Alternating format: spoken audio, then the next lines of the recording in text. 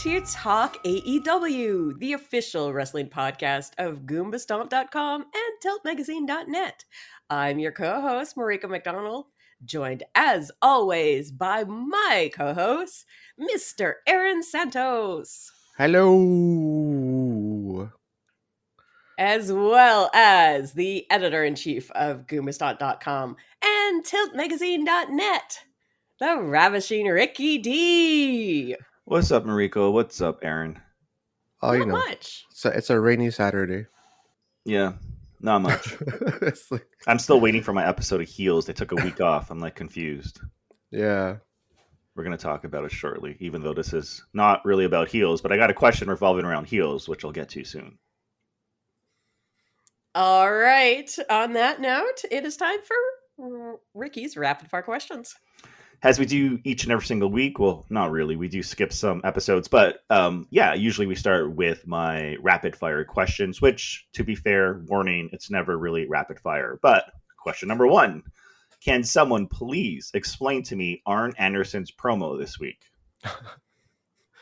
Did he just confess to murdering someone? I'm taking that from Marika though. She posted that from on her live chat. Did Arn just confess to murder?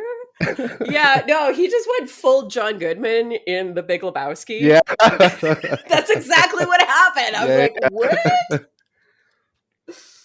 I mean, what did Arn promo say? Like, I don't know. He's basically calling Cody soft? No.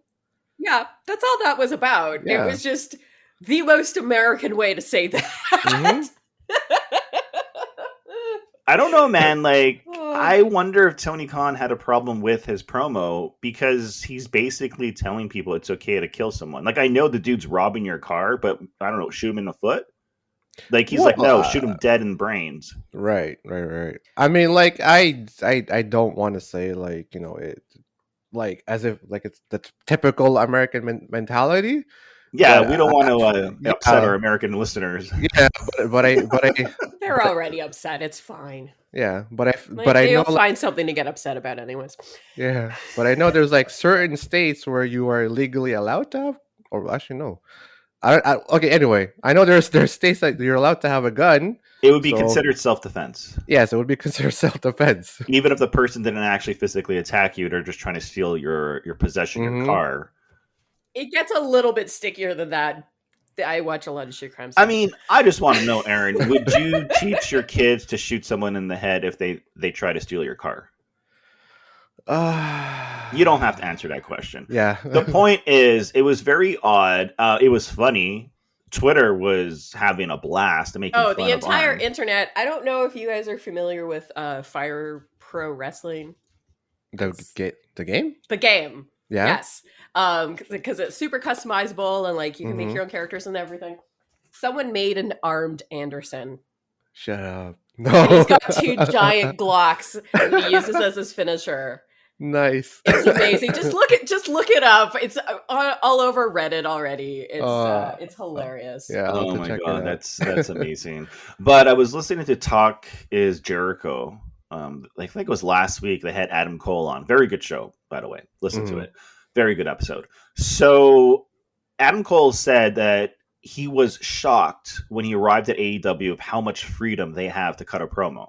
And I think that's good. Like, you know, because sometimes when you get a writer writing a promo for you, they don't understand your character. They give you something that doesn't really connect with the wrestler. Right, exactly. You see it all the time in different companies. Yeah. A different company. WWE. Yeah.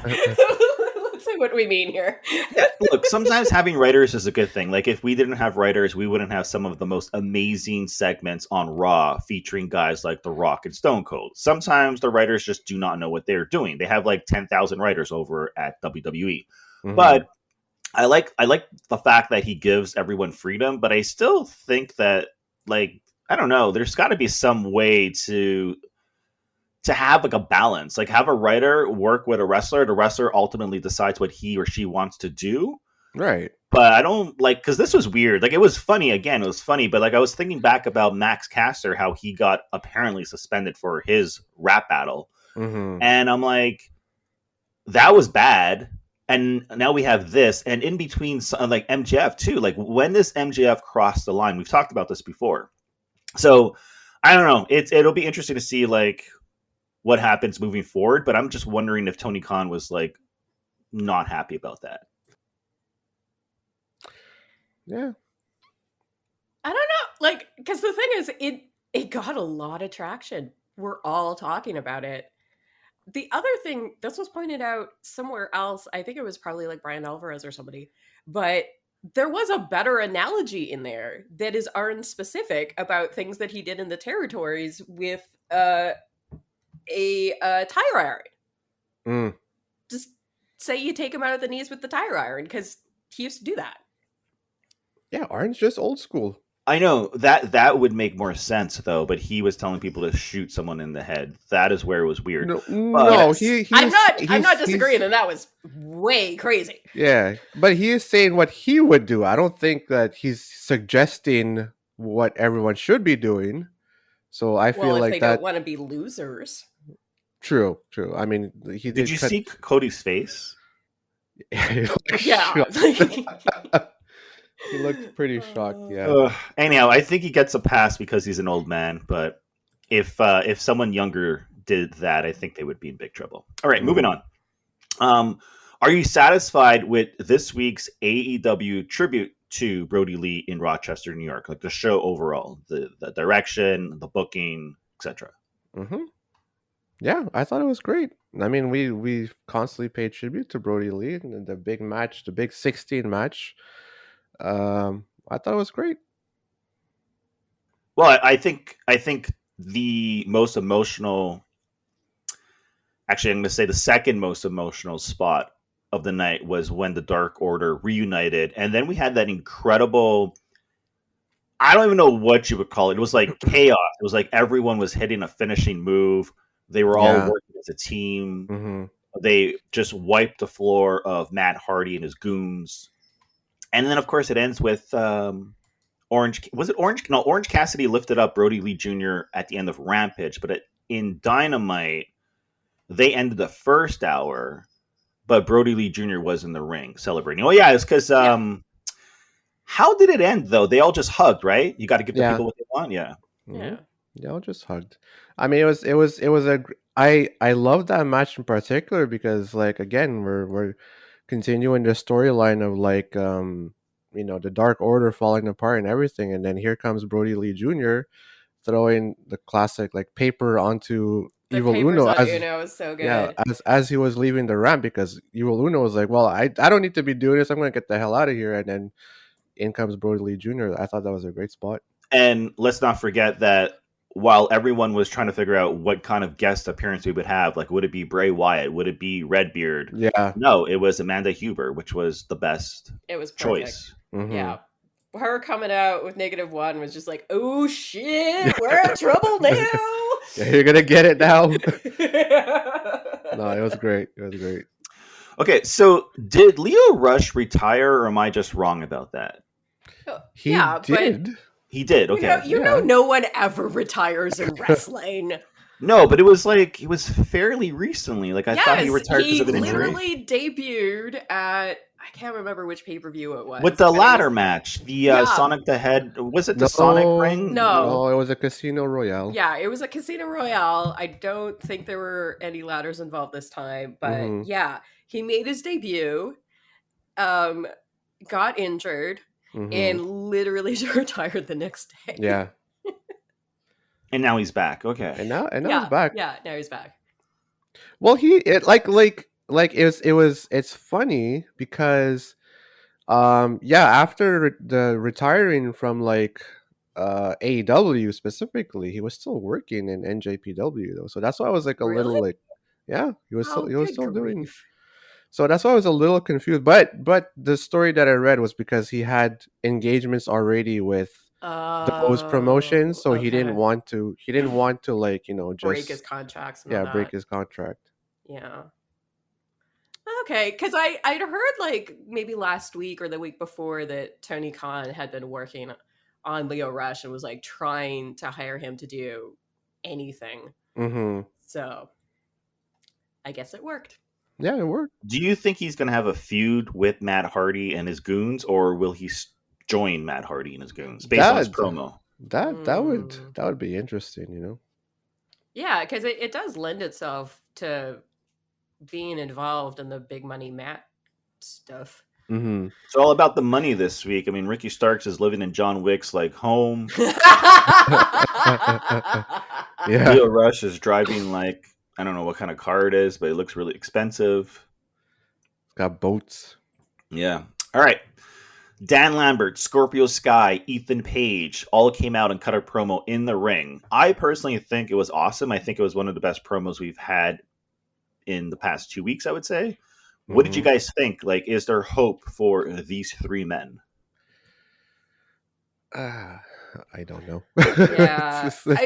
One thing I want to comment on, I don't know if we're going to get into this later, but that crowd in Rochester, they were so rowdy. They just wanted to meme. There was what chants? There was even CM Punk chants. Yeah.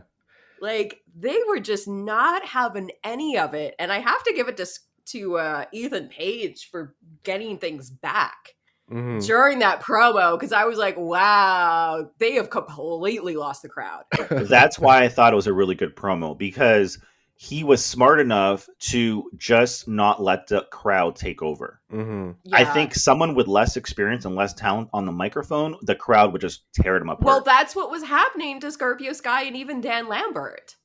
They were getting buried, and God bless Ethan Page. Like, yeah. So that's what I find strange about this group, because, and even like the biggest critic, Jim Cornette, says that Scorpio Sky is really great in the ring, but he's kind of bland and boring on the microphone. I agree. I like him better as a heel, I have to say. Yes, but still, he just doesn't really have it. And then Ethan Page is completely the opposite. Like, he's actually really good on the microphone, so it's a good balance between them two. But I don't understand why Dan Lambert is there then. I was just going to ask the same question, because do you remember that when we were first introduced to Dan Lambert in AEW, it was Dan Lambert versus Lance Archer, and then Lance Archer completely disappeared from the picture. I guess, he's doing New Japan stuff or something.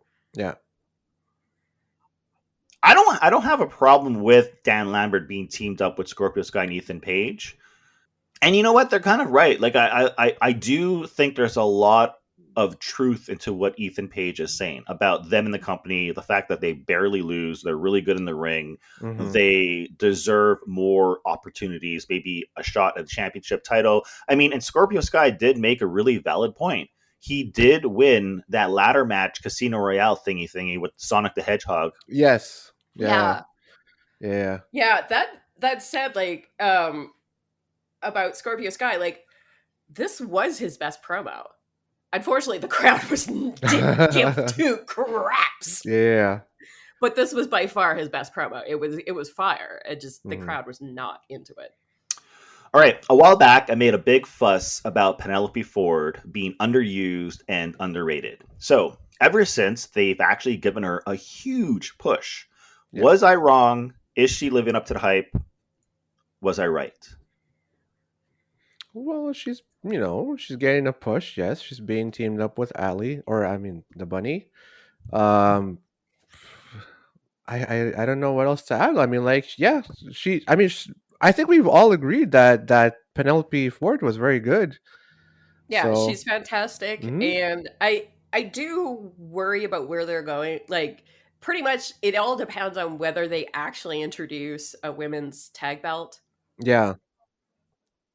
They all have matching outfits now. Like, just do it. Pull the one thing there that I'm wondering if, like, I just want the Iconics to come back. Hire the Iconics, start a women's tag division. Done. I've got time. Hook me up, Tony Khan. I couldn't help but notice how Anna Jay and Ty Conti had matching outfits, and so of course. So did Ford and Penelope. Yeah, because they go by TJ. So they already have, like, a cute team name. Yeah, but it's the first time they've actually worn the outfit, so it gives us hope. Yes. Yeah, and I don't know if you noticed, but they added red to Bunny's outfit, so it coordinates better with Penelope's new outfit. So, like, yeah, this is feeling very, like, full-on tag teamy. I'm a huge fan of purple and pink. It's actually this thing that so people have a very good positive reaction to specific shades of purple and pink. And one of the reasons why is because very rarely do people actually use the colors, even though they're fantastic. So like, for example, because this all comes into like online marketing. If you go to a website and you see a lot of pink or purple, like different shades, people are attracted to the website and tend to remember the brand and usually revisit the website. So a website like The Verge or Polygon, they use different shades of purple and pink. Anyhow, they came out with the pink. And I thought it was really kick-ass gear for them to wear in the ring. Something like that, people might not think makes a difference, but it makes a huge difference because colors actually have a psychological effect on the audience. Yep. If everyone wore gray, it just would not look good. So, all right, how do we feel about AEW Rampage? It's been 5, 6, maybe 7 weeks. I think 6 weeks.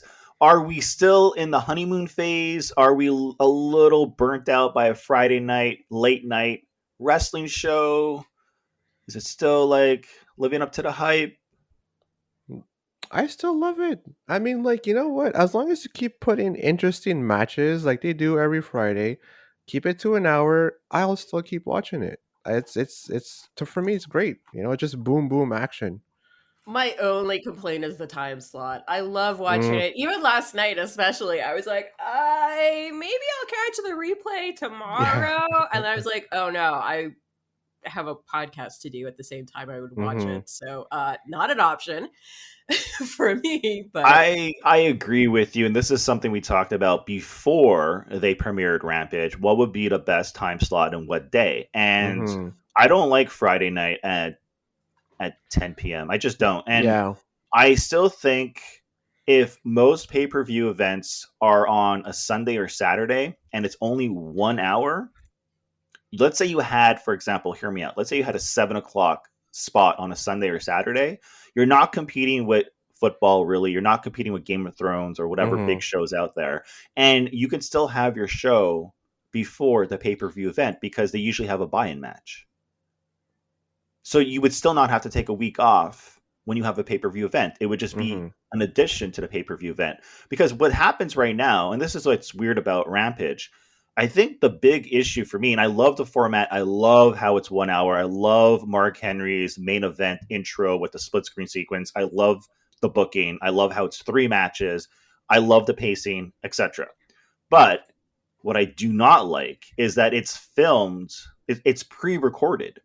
Yeah, you can. There's spoilers online if you're looking for them. Yeah, well, it's not just about you can avoid. I mean, you can try to avoid. You can try, but it's more about like if it's pre-recorded, you know something big is not going to happen. Like Bray Wyatt's not going to show up, and also because it's filmed live after Dynamite, and especially last week, the crowd is just not into it anymore because you're filming Rampage after the main show. So that's I don't know. Like I don't know how you fix this. Well, it's 3 hours. I mean, if you look at Raw is 3 hours too. Yes, but they do it in reverse because they still film Rampage afterwards, and it's not the main show. It's sort of like you have the big main event, like you're watching a Super Bowl, and after the Super Bowl ends, they want you to watch the last week's match. Oh, that's pretty intense. Well, like I like Rampage too, and everything that you guys said as far as time slot goes and everything, like I 100% agree too. Like if I was gonna pick my issue with Rampage is really just that there are, as good as the card is, there are some matches, there's some lineups where I don't want to, you know, like I feel like I would rather watch it on another day. Because like how like especially because like because on for us in Canada we can only watch it on TSN, and the problem is we don't have it. Rampage is not on demand, so if we miss Rampage, we're screwed. The thing is, but you're right, Aaron. It's not must see TV. Mm-hmm. That is the problem. Yeah, exactly. Especially like on a Friday night, like Because AEW Rampage, when CM Punk was there, it was filmed live. yes, That was the only episode, except for maybe the first episode. Because right. even the Grand Slam episode was pre-recorded. Yeah, it was. And we had a lot of issues with the fact that it was 2 hours. The crowd was exhausted. We were exhausted. Anyhow, but okay, so sticking with the theme of Rampage, why do you think AEW decides to put, for example, Daniel Bryanson and Jackson first, and they put a guy like, what is his name in the main event? Oh my God, I forgot his name. Jack Evans? Jack Evans. Thank you. So, I'm so sorry, Jack Evans. I know his name. I just blanked out for a second. Like, and then even last week they put CM Punk versus Hobbs first, right? So, like, I mean, that, like, you're putting your big stars on the first match because why? Are you afraid people are going to tune out? Because that doesn't show much confidence in your show. Or is it because? But it wouldn't be the first time that AEW does this, or any other wrestling promotion. I mean, we have stated before that sometimes the way that promotions have been trending so far, it's as if like the first match is generally the big match. Dynamite usually has the first and last match, which are big. But I mean, the thing about Orange Cassidy versus Jack Evans is it was a fine match, and I like the gimmick because even though it was weird, it somehow worked. Like, but it's more like Orange Cassidy is going to win, so it's not like there's any kind of suspense or. I feel that the Orange Cassidy being the last match in Rampage was probably due because of the Brody Lee tribute, right? Because it is the -1's favorite wrestler, so maybe that's one reason why they put Orange Cassidy at the end. But this all comes full circle. Like the problem again is that you're filming Rampage live, so it comes after Dynamite, and you're trying to end the show because it's in Rochester, New York, with a tribute to Brody Lee. The whole thing just feels like, I don't want to use the word force. I don't know what the word I'm looking for is, but it feels like everything is written around the fact that, not everything, but a lot of decisions are made on the fact that they are filming Rampage after Dynamite, and it is pre-recorded. So there's a lot of restrictions. Even though technically it should help them because you're pre-recording the show, so you can, fix things like in editing. But you can't do any big surprise. You can, but you risk the fact that a lot of people are going to find out about it online. Yeah, exactly. That said, people find out everything online anyways. Like, everyone knew CM Punk was going to show up that night. Yeah, yeah. So, all right, moving on. Almost done here. This one's a tough one, okay? I'm going to start with Aaron. So, Aaron, I'm Tony Khan. You're Vince McMahon. I'm calling you up. You pick up the phone. Pick up the phone, Aaron. I know you don't want to do this question. We're going to do it. All right. Picking up the phone. Hey, yo, Vince, it's Tony. How you doing? What do you want? Tony Khan, I got a question for you. I'm trying to do my Vince McMahon voice, but I'm still You're great. You're doing great. You're doing great. Yeah. Finn Balor. Like that guy. He's Irish. Very cool dude. He's got this gimmick. He dresses like a demon. I want him. Who do you want? I'll give you anyone. I don't want anyone. You can take Finn Balor. I'll give you the entire Matt Hardy family office. Matt Hardy. What are we gonna do with Matt Hardy? And his goons. All right. Jeff Hardy is still with us. Sure, I'll take Matt Hardy. I will give you, for Finn Balor. Are you ready for this? I will give you Ethan Page, Scorpio Sky. I will give you. Dare we fire Scorpio Sky? In all honesty, who would you trade for Finn Balor? Who would you want? Like, if you had the power Finn Balor to trade for one wrestler in WWE, who would you trade for? I wouldn't trade anyone. I would still just want Finn Balor. But if to trade, I'll play along. Like, if I'm trading someone for Finn Balor, who would be someone in AEW that would look like great? Realistically? Like, you have to sacrifice someone big. Like, how much would you want someone like Finn Balor? Would you sacrifice a Jungle Boy? an MJF? MJF seems more suited for No, because we all know that Vince likes his big wrestlers. Wardlow. Oh. I'm thinking about Wardlow. I'm thinking of Brian Cage. Brian Cage looks like someone that Vince would want. Mm-hmm. I mean, you could make the argument that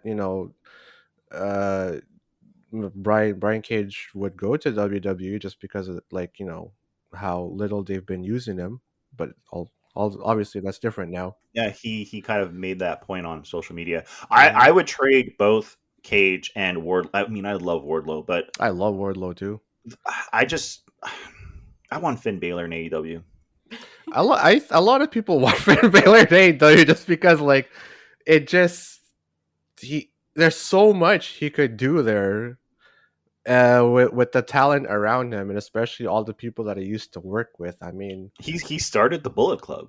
Exactly. I mean, but Kenny Omega and the Elite are far removed from the Bullet Club now. But but with the whole open, the forbidden door being open, you can have Finn Balor, leaving WWE. Well, if he does leave WWE, he can work with NJPW and do a lot of stuff. In a perfect world, they would allow Finn Balor to wrestle in AEW under his demon gimmick only, and so he would have two personalities: one in WWE, Finn Balor, and then he would have the demon in AEW. Anyhow, moving on. They just murdered the demon anyways. So. They did. Well, pretty much. I mean, it's not his fault the ring fell apart, right? No, it's not his fault. All right. Okay, I got two more fun questions. All right. So I know, Aaron, you haven't watched Heels yet. Mariko, you've seen a few episodes. There's a few cameo appearances from wrestlers in Heels. If you're not watching Heels, watch it. It's fantastic. It's about wrestling. If you could choose one AEW wrestler to make a cameo appearance in a show like Heels, someone with good acting skills, who would you choose? Ricky Starks. Yeah, baby. I was thinking the same thing. I was thinking the same thing too. I don't watch Heels, so no, he'd fit in perfect. And I do believe I have one more question. Aaron, what were the ratings this week for Dynamite? The ratings this week were 1.152 million viewers with a 0.45 rating for 18 to 49. Well, it was according to this, it was down 10% from last week's Grand Slam, 1.273. Yeah, but it's not a huge drop in football, right? No. There's only so much TV you can watch in wrestling and football and sports, etc. And NBA is going to start soon, so be prepared for a bit of a dip. Oh, actually, one last question. Miro might be God's champion, but Sammy Guevara is a god, a Spanish god. Mm-hmm. Was that a segue? Okay. On that note, we're going to take a quick break, but first I'd like to bring you a quick message from our sponsor. Our sponsor is Grey Cat Apothecary, which is my soap and skincare company. You can go to greycatapothecary.com. That's GREY catapothecary.com for all of your soap and skincare needs. Check it out. The FTW champion, Absolute Ricky Starks, has a special message for our favorite person, Brian Cage. Ayo, Cage, listen up, chump. Me and Brian Cage, we are not the same, and that's obvious. You will never be able to compete with me because there is such a gap between you and I, Cage. So yeah, excuse me if I seem a little bit pissed off, but I'm sick of the narrative that just because you are bigger, that means you can whoop anyone's ass. I never back down from a fight, and I damn sure ain't gonna let a cornball like you go ahead and put me out. That's the absolute truth. And we're back on Talk AEW. and we're going to talk about the new TNT champion. Ricky, take it away. Okay, so Sammy Guevara is my favorite wrestler. I've wanted him to have at least a shot at a championship title for like 2 years now. He got it.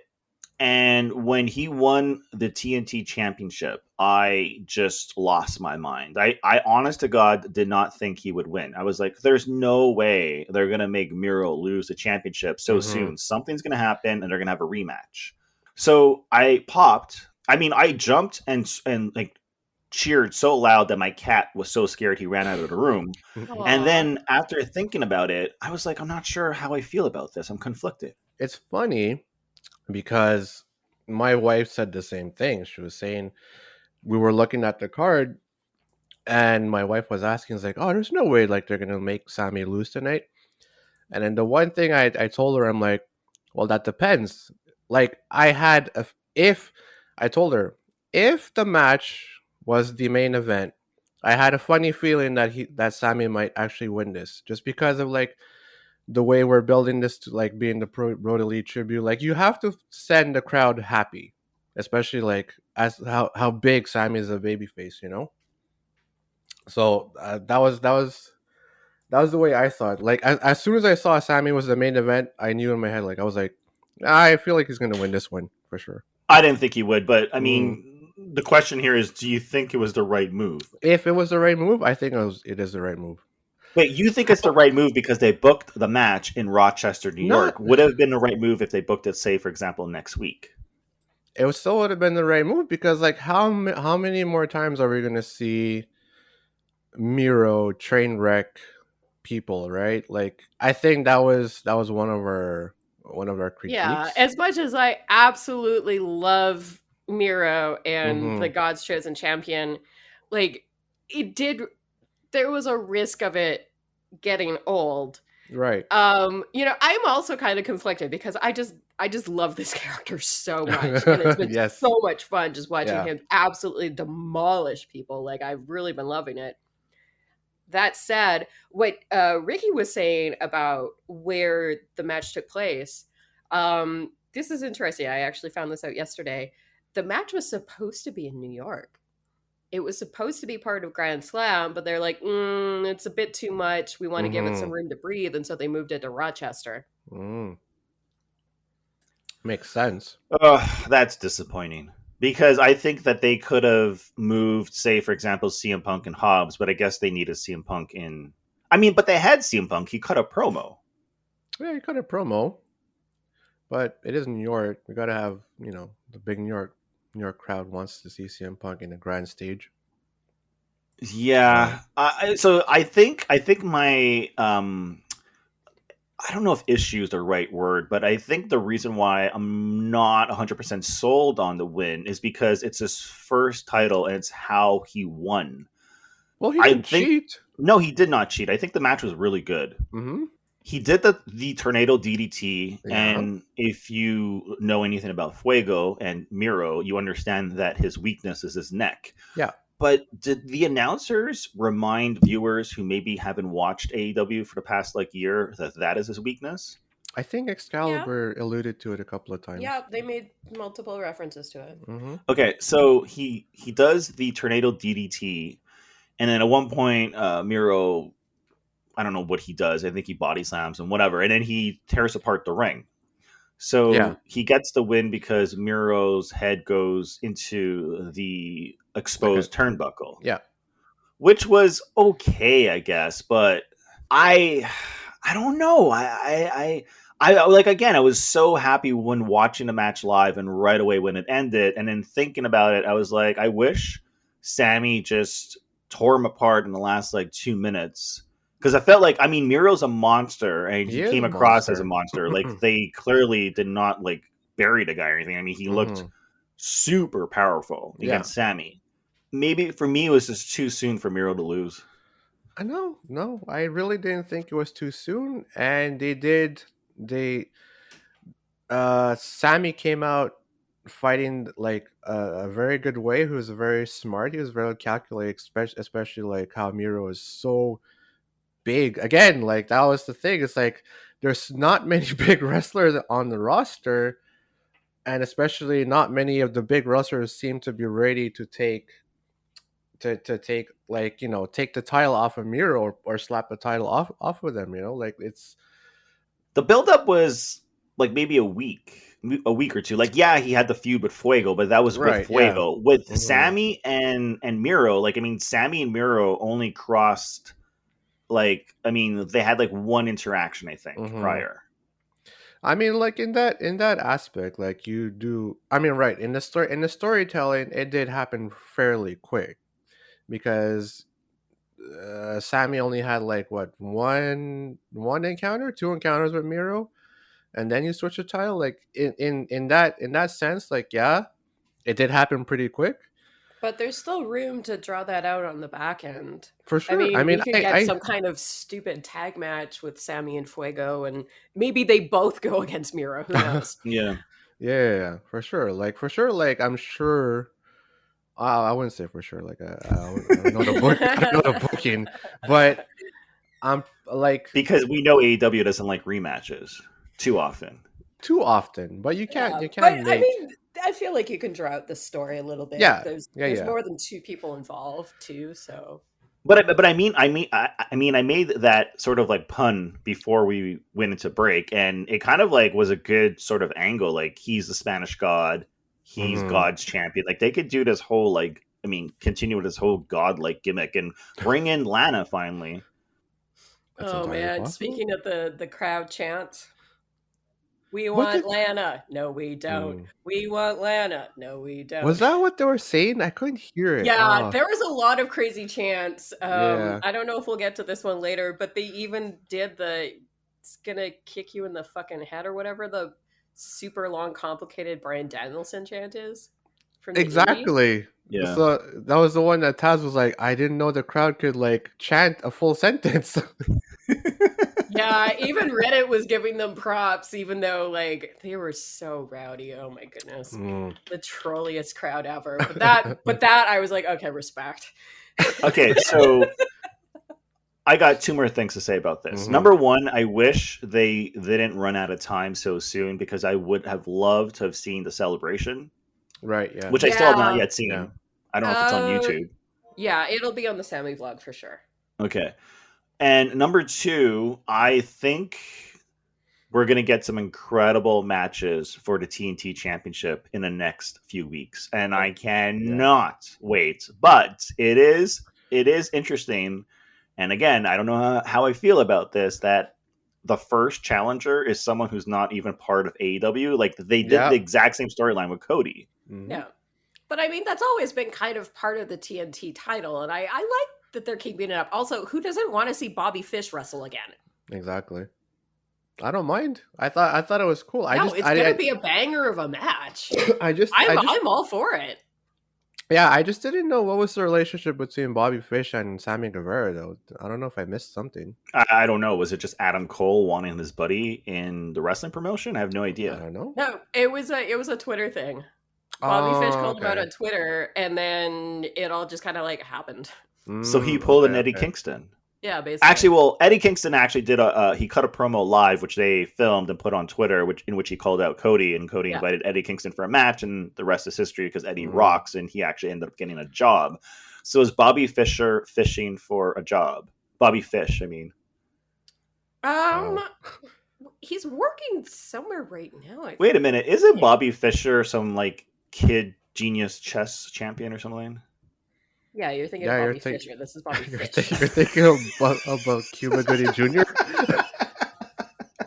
Oh no, wait, that's not the. No, you're thinking of Searching for Bobby Fischer. Okay, yeah. Who's the chess champion? He's not a child. The movie was about a child. Look up Bobby Fischer. He went crazy. He's interesting. The actual real Bobby Fischer is a very interesting dude. Oh, really? Yeah.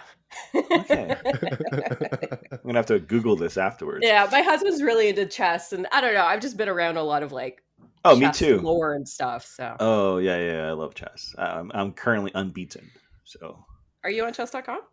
No, I don't. Should hook you up with my husband. He plays like 3 or 4 matches a day. Oh my god, I would see this throwdown to see like Rick go down. Oh my god.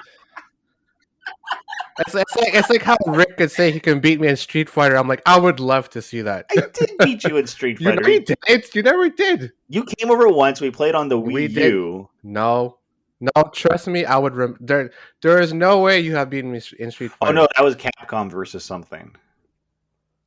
Yeah, Anyhow. probably. Yeah. I know. I'm sorry. I completely hijacked things with the wrestling. Or with the not even the wrestling would be good. It's the chess.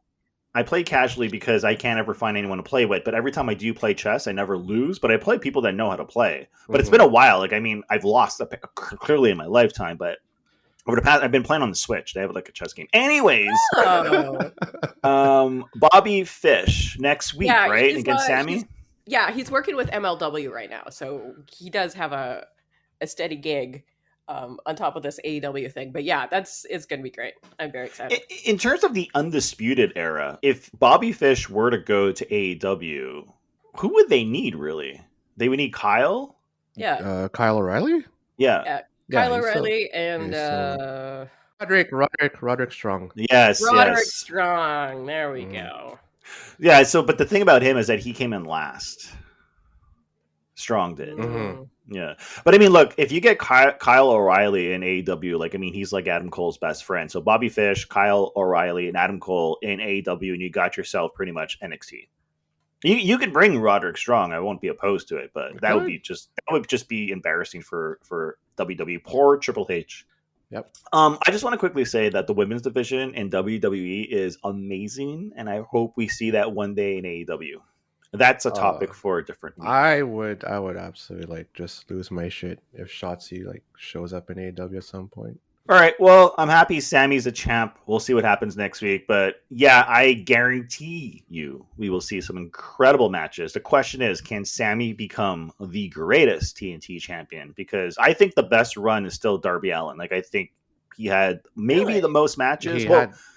His matches were so good. Mm-hmm. Brody was, I know they call him the greatest TNT champion, but he didn't have the belt long enough, unfortunately. Yeah. Yeah, I'm really curious to see like how Sammy is gonna hold on to this championship. It'll be really interesting. I feel like the ultimate buildup is really Sammy versus MJF. That is going to be something. Mm-hmm. I just had a tweet to MJF right away, and I was like, Sammy has the championship. What do you got? He's got the ring, Rick. He's got the ring. All right, we're going to take a quick break, and when we get back, we are going to be talking about the 2-year anniversary of Dynamite. Are things better? Do they need to work on things? Let's discuss. Listen, guys, I want this company to be successful, and I'm willing to do whatever it takes to make that happen. That is as long as I am given what I deserve, but we'll get to that. You see, we are on the precipice of something truly spectacular. This company keeps building more and more momentum, and whether I care to admit it or not, there are a handful of young men who have been here since the beginning that will keep pushing this company forward for the next couple of decades. 4 men to be exact, 4 pillars. You got Jungle Boy. Beat him. You got Sammy Guevara. Beat him. You got Darby Allin, whatever, and then you have the strongest pillar, the most important pillar, the pillar who had the first match at All In, the pillar who was a participant in the first match in the history of this company, the pillar who is the youngest athlete ever to main event an AEW pay-per-view, the pillar who is a 2-time beautiful Dynamite Diamond Ring champion, the pillar who's better than you, and you know it. And that pillar's name is Maxwell Jacob Friedman. And we're back talking about the 2-year anniversary of AEW Dynamite. what do we think? What's the most improved? What's the least improved? Where do we still need work? Aaron, do you have some opinions? What's the most improved? I mean, like, I feel like the obvious thing is certainly the roster and the talent in our roster. How the guys that started with the company have become like this huge stars in AEW. Well, not Yeah, just AEW. Like, I think they're really becoming the stars of wrestling now. Finally, yeah, exactly. I mean, they're really they've come up very strong, and AEW has stuck by them and just worked out for this long, you know. So I'm excited about that.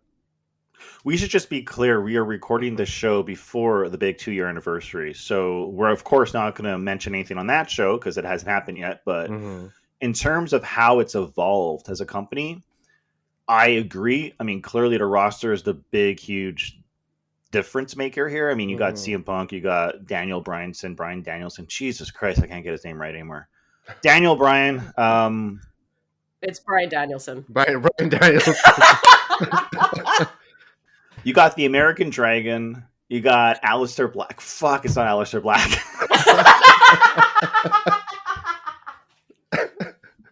You have a bunch of wrestlers that we didn't have in wrestling.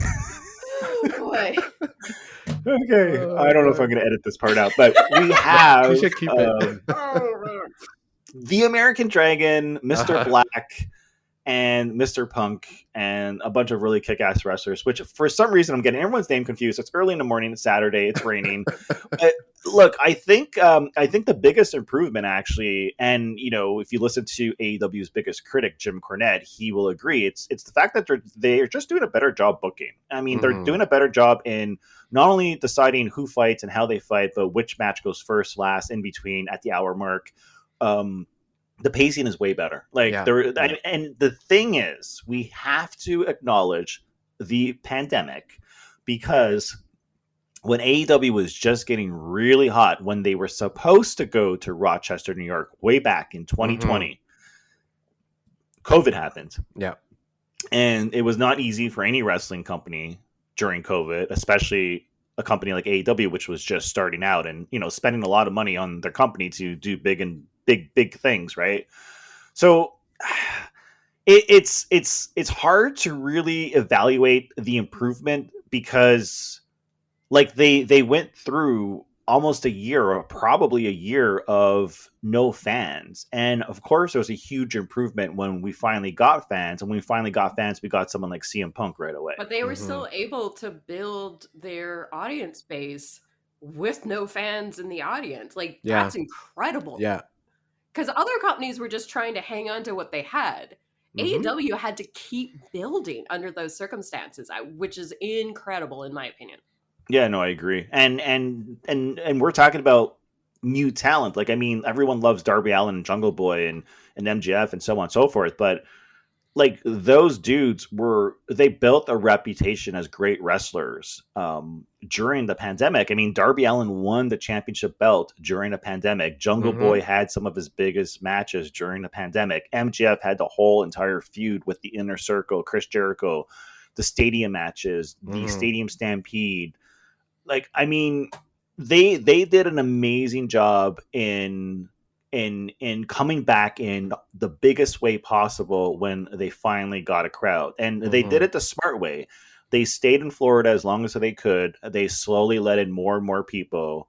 And then they finally did the big, huge show in Chicago. And then, of course, at Arthur Ashe Stadium. And it just feels like it's like if there was like a graph in terms of like how much they've improved and the ratings and et cetera, you would see this huge spike. Yeah. Yeah. And I mean, it just bolt, like, it just, you know, like a snowball, you know, it just kept getting, like, once it started going, it just kept getting bigger and bigger and bigger. So. Yeah. The other thing I want to shout out is how they've managed to sort of etch out distinct personalities for all of their shows now. Because Mhm. there was a Yes. while where it's just like, okay, so there's wrestling happening all over the place, and okay, well, there's squash matches in the dark, and then Dynamite is the real stuff. But now they all have their own personality. They all have their own intros. They all have their own beats that they hit. They have their own storylines. They have their own promos that they've started doing, and just really making all those things distinct. Obviously, the other thing we need to shout out in the 2 years is the women's division. Mhm. Oh my god, huge! Like, it was improvement. almost a weekly thing for us on this podcast, bitching about the women's division. Yeah. It was a true. weekly thing. Yeah. There's still a lot of room left for improvement. Mhm. I think they do need to bring in. I don't know if it's going to be a tag team championship or something similar to the TNT Championship, but they need a different belt and they need more storylines. Like right now, we have 2 main storylines happening in the women's division. There's almost a third one brewing with the 3-way match that happened last night. Yeah. Yeah, Mhm. Jade, With- Nyla, and Thunder Rosa. Yeah, that feels like that could be drawn out into something if they're smart. You know, you mentioned how each show has its own feel and their own specific storylines, but I also think it was really smart to have different people on the commentary booth because there's a huge difference between Paul White and Tony Schiavone and Taz and Excalibur, for example. Mm-hmm. And I like Taz on commentary during Rampage. I mean, I could not stop laughing at him laughing at Brandon Cutler getting like kicked in the head during a match. Oh my goodness, he's my favorite part of Dark. Like, I still watch all of the shows regularly, and just Taz just being Taz is like definitely one of the highlights of my week. Especially now that Ricky Starks is on Rampage too, and the banter that they get going is, oh man, it just cracks me up. Yeah, it's hilarious. You know what I wish they would change in terms of like improvement? Like I do like the setup of Rampage, the logo, the intro, the colors, the music. It pops more. It's more electrifying, more exciting. AEW Dynamite still is a little bit dab. Like it's a little bit gray. The colors, the entrance, the apron and the ring. Like I think they can liven it up just a bit and still have its own sort of like unique flavor. That would be awesome because it's called Dynamite, right? And when I hear Dynamite, I think of fireworks. I think of like brighter colors. I think of it being sharp, and it's not there yet. So that is one way they can improve the show in terms of like it looking a little bit more sharp. But I mean, I can't complain about the actual booking, the actual wrestling, the actual promos, the actual talent, and the commentary. I mean, you still got Jim Ross doing his thing. You got like, it's just, I don't know. It's must see TV right now. Mm-hmm. Yeah, totally, 100%. If there's anything that I would really like want to improve in AEW, I mean, I probably just echo exactly what you just said, Rick. I mean, like a bit more colors, the production value certainly like put it up a notch, but there's really like you don't want it to look like, no offense, NXT. Like No, I've always no, never liked no. NXT because it's so dark and depressing. No, I know. Like I wanted to make that reference, like when you're talking about adding color, I'm like, you wanted to make it look like NXT, but No, not the new NXT. yeah. NXT 2.0. Yeah, I know No, what you're talking about. you mean dank bunker NXT, which I kind of like because it's very metal, but I get what you're saying. Like, not everyone wants like the Fight Club warehouse Yeah. as the scene of their wrestling shows. It doesn't work for everybody. It worked for NXT at the time, but I think Vince McMahon had a good idea to brighten up NXT, so NXT 2.0, but he went too far. You know what I mean? It looks like Splatoon. It looks like the video game Splatoon. There's like brighten up in exactly what you said. There's Splatoon, where it looked like someone just took like a paint cannon and just like shot up all the walls. But yeah, they always have to take everything to the extreme. Those guys, like, you know. But you do see, and clearly they have way more expensive equipment. Like the difference in terms of like production quality over, say, SmackDown and Dynamite. I mean, I guess they shoot in HD, like 4K or something. It's insane how bright it looks. You know what I'd love to see more of? I'd love to see more of that LED ramp that they had going on Arthur Ashe. That was really cool. oh yeah, That was really cool. that was cool. Mm-hmm. Like especially like when Jungle Boy came in, like the ramp turned into like a dirt path. You know, it was just Yeah, like with the that's really leaves neat. on the sides, it was really Mm-hmm. cool. Yeah, so I was told that they had to change it up because of the setup of the stadium. Yeah. Mm-hmm. But in terms of how they changed it, I thought they did a fantastic job. Yeah. It's amazing how much it did in these 2 years, and to think that there's still more talent out there for AEW to grab. I mean, it's like I don't know how the sky's the limit at this point, right? If I could be critical, just one more time. Like cut back on the talent. No, I'm actually like, because the thing is, we are huge wrestling fans. So when we see the American Dragon wrestling one of the Young Bucks, it's like exciting for us because like we're like, holy shit, this is a great match, you know. Like when we see him wrestle Kenny Omega, it's like one of the best matches. But I still think for a general audience, because you do still want AEW to succeed and get bigger and bigger, because the more money they get, you know, the more viewers they have. Even if they're casual wrestling fans, the better the whole promotion gets as a whole. Mm-hmm. I still think they need to find a way to improve the storytelling on Dynamite, like, because there's a lot of wrestling and a lot of matches I think go a little too long. For example, like how many times have we said that this match went like maybe 5 minutes too long, or 4 minutes too long, or 8 minutes? Like there's a way that they can tighten up the wrestling matches. Now, I'm not saying make it 2 minutes long, but go from like your typical 18 minutes to like, hey, this could have been like 10 minutes. And we've said this so many times, like even Powerhouse Hobbs and CM Punk were like, the match went a little too long for no reason. They treat Dynamite sometimes like a pay-per-view. And I mean, we saw that with Grand Slam, right? Yeah, for sure. But you can't do it every single week, because you still need it's all about balance. The key word here is balance. Mm-hmm. No, you're absolutely right. I mean, like I know AEW prides themselves to like giving what the fans want, being very open to listening to the fans, but like you're certainly right about like having to withhold some stuff, like hold some stuff back.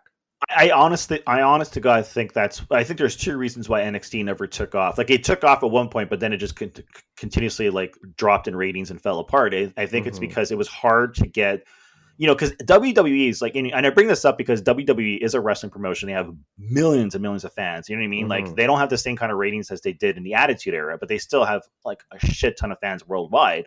But those fans that watch SmackDown didn't necessarily check into NXT, like a good chunk of them. And it's because the show was heavily focused on just wrestling in a dark arena.